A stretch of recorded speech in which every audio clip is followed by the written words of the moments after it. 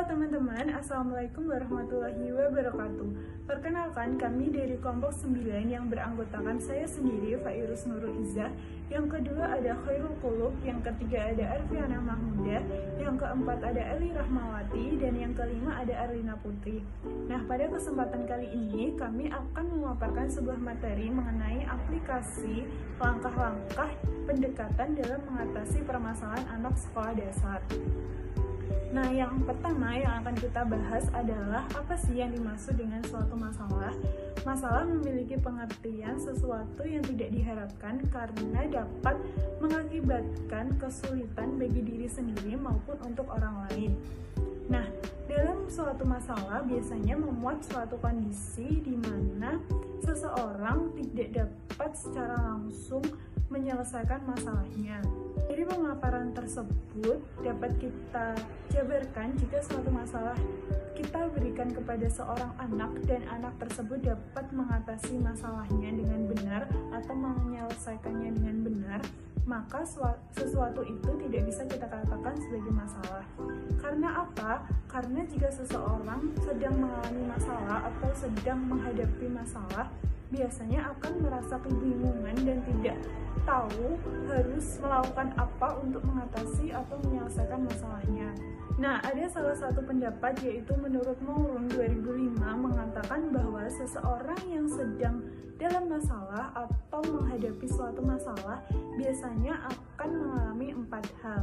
Yang pertama yaitu memahami dengan jelas apa kondisi dan situasi yang sedang dihadapi. Yang kedua yaitu memahami dengan jelas apa tujuan yang diharapkan, semisal apa tujuan untuk menyelesaikan masalah yang dihadapi tersebut. Yang ketiga yaitu mengetahui sumber daya apa yang akan ia butuhkan dalam menyelesaikan masalahnya. Nah, yang keempat yaitu memiliki kemampuan dalam menggunakan berbagai sumber daya untuk menyelesaikan masalahnya. Apa saja jenis-jenis masalah itu? Jenis-jenis masalah yaitu ada masalah akademik. Masalah akademik yaitu masalah yang berkaitan dengan akademik individu tersebut yang terjadi di dalam kelas maupun di dalam sekolah. Kemudian ada masalah sosial pribadi. Masalah sosial pribadi yaitu masalah yang terjadi antara individu dengan orang lain di lingkungan sekitar individu tersebut. Kemudian ada masalah karir, yaitu masalah yang terjadi di dalam individu tersebut dalam perencanaan atau pengembangan karirnya. Kemudian ada lagi yaitu masalah keluarga. Masalah keluarga yaitu masalah yang timbul di dalam lingkungan keluarga tersebut. Masalah keluarga yaitu dapat merusak dalam perencanaan aktivitas lainnya dalam individu. Cara-cara pendekatan umum yang dilakukan untuk memberikan solusi, yaitu yang pertama ada pendekatan kritis. Pendekatan kritis atau pendekatan kuratif yaitu bimbingan yang diarahkan kepada individu yang mengalami kritis atau masalah. Pendekatan ini bertujuan untuk mengatasi kritis atau masalah yang dialami oleh individu tersebut. Pendekatan remedial. Pendekatan remedial adalah pendekatan bimbingan yang dilakukan kepada individu yang mengalami kekurangan atau kelemahan. Pendekatan ini bertujuan untuk mengatasi kelemahan atau kekurangan yang dipunyai oleh individu yang mengalami masalah. Pendekatan preventif. Pendekatan preventif yaitu pendekatan yang diarahkan pada antisipasi masalah-masalah umum terhadap individu, yang masalah tersebut jangan sampai menimpa si individu. Yang dilakukan oleh pembimbing yaitu memberikan informasi masalah tersebut jangan sampai menimpa si individu tersebut. Dan yang terakhir, pendekatan perkembangan, yaitu pendekatan perkembangan merupakan pendekatan yang menekan kepada individu tersebut, yang dimana setiap individu itu mempunyai potensi atau kekuatan-kekuatan di dalam dirinya. Pendekatan ini seluruhnya yaitu diberikan kepada individu, dan bukan hanya individu yang mempunyai masalah. Nah, selanjutnya yaitu masalah-masalah yang sering dihadapi anak sekolah dasar. Yang pertama yaitu malas sekolah. Ada banyak alasan yang mungkin menyebabkan anak merasa malas sekolah. Misalnya rasa bosan, kian beratnya beban sekolah, hingga kemungkinan anak mengalami bullying di sekolah. Karena itu, jangan langsung marah dan menghakimi anak bila ia malas sekolah. Yang kedua yaitu sulit berteman. Biasanya usia sekolah dasar cenderung memiliki rasa malu untuk bergaul dengan teman-teman sebaya lainnya. Apalagi dengan sikap anak yang pendiam, itu akan membuat anak sulit untuk berteman atau sulit untuk menempatkan posisinya agar bisa bermain dengan teman-teman lainnya. Nah, yang ketiga yaitu mengalami pembulian atau diejek teman. Entah hanya sekedar lelucon atau ikut-ikutan, terkadang anak secara sadar atau tidak sadar mengejek temannya. Misalnya memanggil julukan yang tak pantas, melabeli teman, hingga mengucapkan kata-kata kotor yang ditujukan pada anak. Nah, yang keempat yaitu malas membuat PR. Di sini biasanya penyebab dari malas membuat PR karena kekurangan dukungan semangat dari orang tua, serta lebih memilih main dengan teman, bahkan bisa juga lebih asik dengan HP. Yang kelima yaitu kesulitan belajar. Anak bisa tumbuh jadi pribadi instan, bahkan meski ia jadi abai pada kesulitan belajar dan memilih jalan pintas seperti menyontek, membohongi guru, dan lain-lainnya. Nah, untuk selanjutnya yaitu strategi untuk mengatasi masalah-masalah yang ada. Yang pertama yaitu identifikasi dulu penyebab anak sekolah dasar malas untuk pergi ke sekolah dan bantu ia menyelesaikan masalahnya dengan bijak. Anda juga bisa melakukan berbagai cara mengembalikan mood anak sekolah dengan kreatif dan menyenangkan. Yang kedua yaitu bisa saja anak Anda mengalami kesulitan berteman dan kurang luas bergaul, entah karena ia pemalu, tidak percaya diri, atau sikapnya yang barangkali tidak sesuai dengan yang disukai teman-temannya. Bantu anak mengembangkan kecerdasan sosial agar ia dapat mudah berteman dengan banyak, melibatkannya di kegiatan-kegiatan kelompok. Dampingi dan jangan lupa beri contoh agar anak memahami pentingnya memiliki sikap-sikap yang diperlukan untuk dapat berteman, seperti sikap ramah, jujur, suka menolong, empati, dan mau dihargai. Yang ketiga yaitu berilah pemahaman dan pendampingan pada anak. Anda bisa memulainya dengan membiasakan anak bercerita sepulang sekolah, pahami perasaan anak, dan beri ia solusi. Misalnya dengan mengajarkan anak untuk tidak mudah tersinggung atau emosi saat diejek temannya. Kemudian jelaskan bahwa ia tidak perlu berkecil hati kalau ada yang dikatakan temannya yang tidak benar. Ajari juga anak menegur atau mengingatkan temannya yang berkata tidak baik tanpa perlu mengejek atau menghina balik. Kemudian kalau Anda merasa anak sudah tidak dapat mengatasinya sendiri, baru bicarakan hal tersebut dengan gurunya. Yang keempat yaitu guru harus lebih bijak menghadapi. Ingat, jangan menggunakan emosi atau gampang memukul anak. Kenalilah penyebab anak malas mengerjakan PR. Satu yang tak kalah penting yaitu kreatif dan bersabarlah dalam menghadapi anak belajar. Yang kelima atau yang terakhir yaitu berilah pengertian pada anak jika tak mengapa mengalami kesulitan. Aku itu, mintalah anak menerangkan apa yang ia keluhkan, mengapa bisa sulit, dan bantu anak untuk bersama-sama mencari solusi. Dan jangan lupa mengapresiasi anak ketika ia berhasil menyelesaikan kesulitan belajarnya. Kemudian, ada beberapa faktor penyebab permasalahan anak di sekolah dasar. Ada 2 faktor permasalahan. Yang pertama yaitu faktor intrinsik dan yang kedua yaitu faktor ekstrinsik. Apa sih faktor intrinsik itu? Faktor intrinsik sendiri yaitu faktor yang disebabkan dari dalam diri seseorang yang sedang mengalami permasalahan, atau faktor yang berasal dari dalam diri sendiri. Kemudian, faktor ekstrinsik yaitu faktor yang berasal dari luar diri. Sehingga faktor ekstrinsik itu seperti disebabkan dari lingkungan keluarga, lingkungan sekolah, lingkungan masyarakat. Secara umum, faktor-faktornya yaitu yang pertama, pembawaan. Apa sih pembawaan itu? Pengertian dari pembawaan yaitu faktor yang disebabkan dari semua keadaan yang ada pada dirinya sendiri, sehingga semuanya itu tergantung pada diri sendiri. Yang kedua, lingkungan keluarga. Lingkungan keluarga sendiri yaitu disebabkan karena pengaruh dari keluarga, karena keluarga sangat mempengaruhi perkembangan anak. Keluarga dalam permasalahan tersebut sangat penting. Keluarga adalah pijakan dasar anak untuk tumbuh sehingga mempunyai andil besar dalam perkembangan anak. Selain itu, pola asuh orang tua dan keadaan sosial ekonomi keluarga sangat berpengaruh terhadap perkembangan anak tersebut. Kemudian yang ketiga yaitu lingkungan sekolah. Apa sih lingkungan sekolah itu?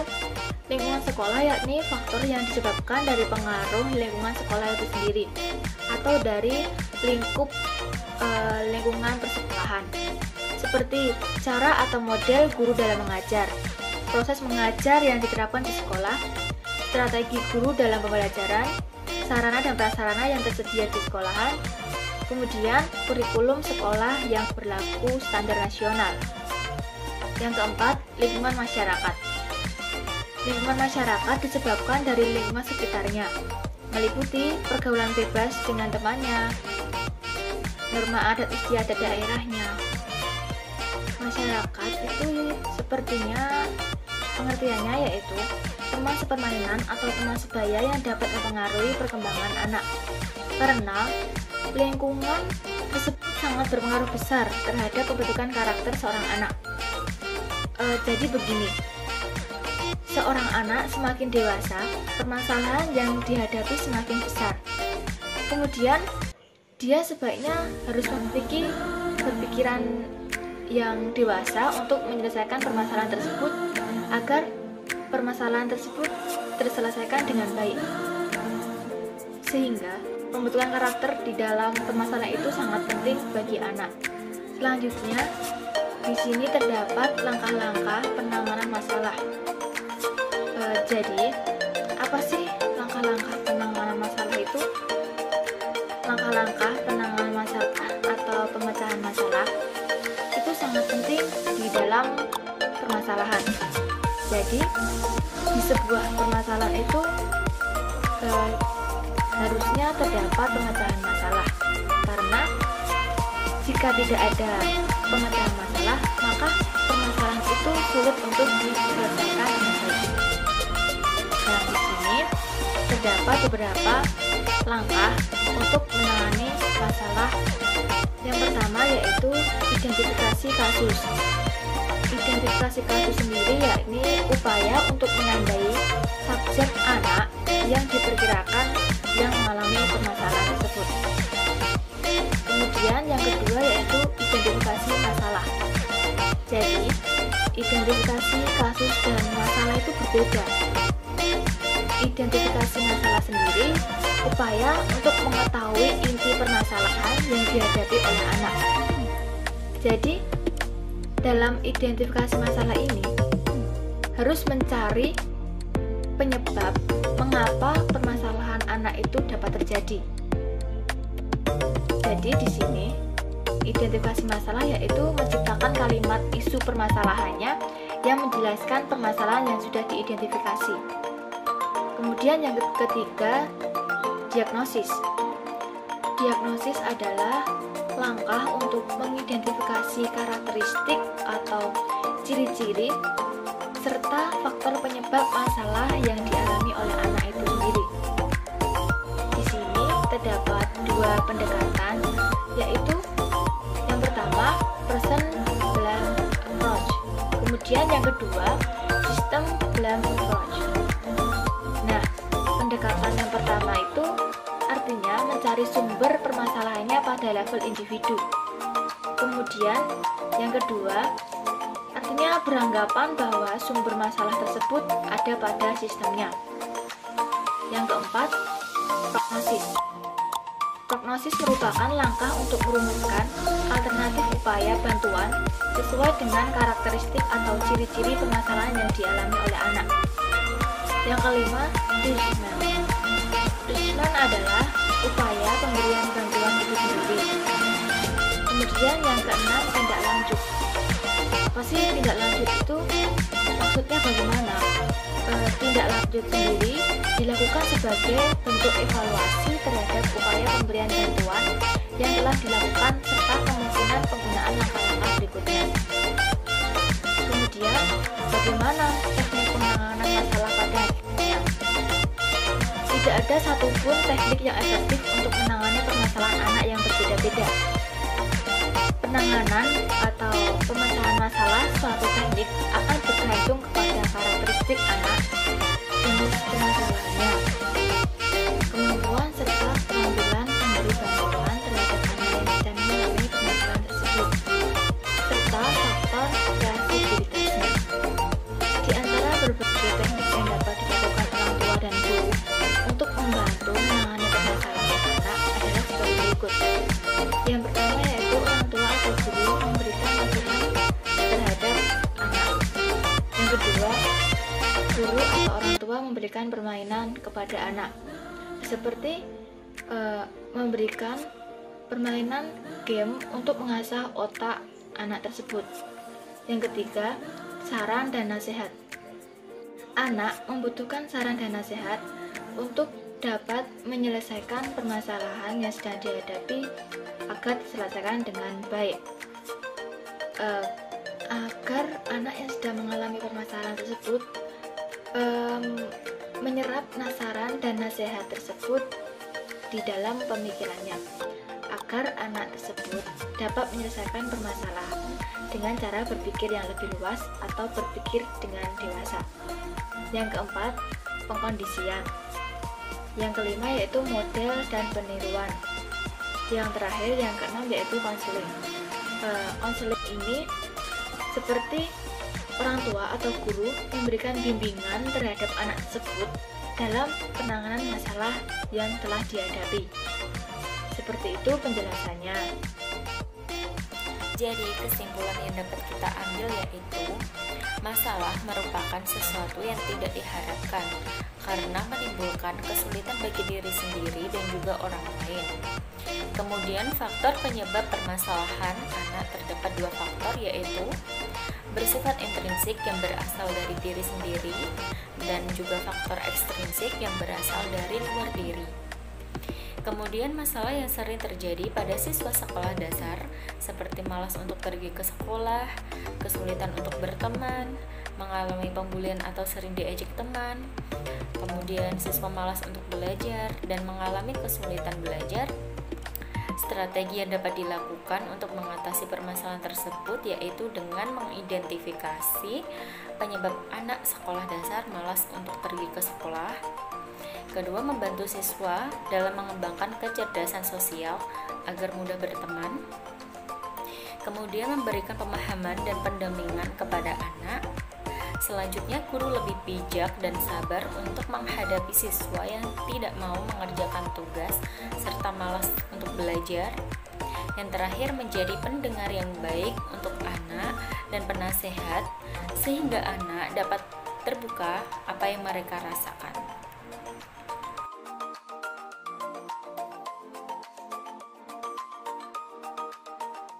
Oke teman-teman, itu tadi adalah pemaparan materi dari kelompok kami mengenai aplikasi langkah-langkah pendekatan dalam mengatasi permasalahan anak sekolah dasar. Terima kasih atas perhatiannya dan semoga bermanfaat. Wassalamualaikum warahmatullahi wabarakatuh. See you!